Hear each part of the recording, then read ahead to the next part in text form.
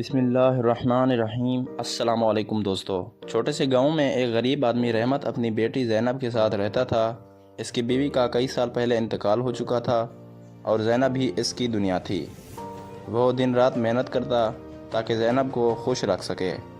زینب بہت ذہین اور ہونہار تھی، لیکن غربت کی وجہ سے وہ اچھے سکول میں داخلہ نہیں لے سکی۔ رحمت نے اپنی ضروریات کم کر دیں تاکہ وہ بیٹی کی تعلیم کا بندوبست کر سکے۔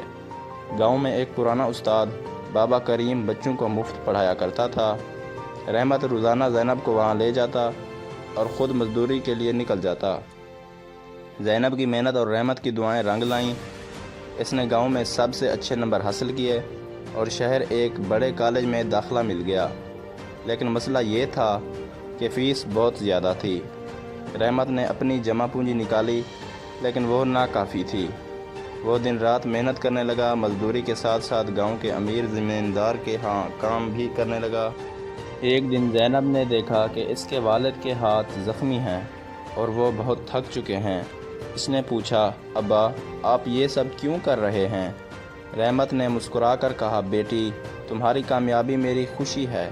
میں چاہتا ہوں کہ تم پڑھ لکھ کر ایک بڑی انسان بنو تاکہ تمہاری زندگی آسان ہو جائے۔ زینب نے محنت جاری رکھی اور اسکالرشپ حاصل کر لی۔